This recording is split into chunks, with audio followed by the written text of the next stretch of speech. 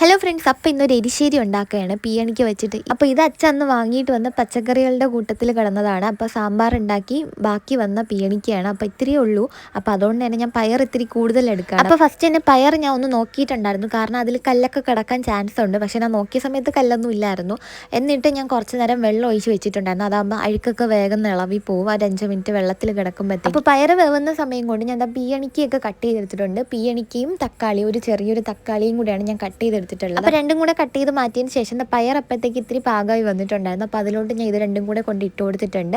അങ്ങനെ അതൊക്കെ കഴിഞ്ഞിട്ട് ഞാൻ കുറച്ച് വെളുത്തുള്ളി കൂടെ ഒന്ന് പൊളിച്ച് മാറ്റുകയാണ്, കാരണം തേങ്ങയിൽ കൂടെ ഇട്ട് അടിക്കേണ്ടതാണ്. അപ്പോൾ തേങ്ങയിൽ കൂടെ കുറച്ച് കുരുമുളക്, മഞ്ഞപ്പൊടി, മുളക് പൊടി, ഉപ്പ്, കറിവേപ്പില, വെളുത്തുള്ളി ഇതെല്ലാം കൂടെ നന്നായിട്ടൊന്ന് അടിച്ചെടുത്തിട്ടുണ്ട്. എന്നിട്ട് ആ അരപ്പ് കൊണ്ടിട്ട് അതിലിട്ട് മിക്സ് ചെയ്തു. അപ്പോഴത്തേക്ക് നമ്മുടെ കറി റെഡി ആയിട്ടുണ്ട്. ഞാൻ ലാസ്റ്റ് ഒന്ന് ചെറുതായിട്ടൊന്ന് കടുക് വറുത്ത് ഒഴിച്ചു കൊടുത്തിട്ടുണ്ടായിരുന്നു. അപ്പോൾ കറിയൊക്കെ റെഡി ആക്കിയിട്ട് ഞാൻ ചോറ് കഴിക്കാൻ വേണ്ടിയിട്ട് ഇരുന്നിട്ടുണ്ട്. അപ്പോൾ ഈ ഒരു അച്ചാറ് ഞാൻ അന്ന് കഞ്ഞി കുടിച്ച സമയത്ത് കുറച്ച് പേരൊക്കെ ചോദിച്ചിട്ടുണ്ടായിരുന്നു. അപ്പോൾ ഇത് പിക്കോവിൻ എന്ന് പറയുന്ന ഒരു ഇൻസ്റ്റാ പേജിൽ നിന്ന് എനിക്ക് അയച്ചു തന്നെ. അപ്പോൾ ഒരു ഹോം മെയ്ഡ് ആയിട്ടൊക്കെ ഉണ്ടാക്കി കൊടുക്കുന്നതാണ്. അപ്പോൾ ഒക്കെ ഇത്രയുള്ളൂ. ബൈ.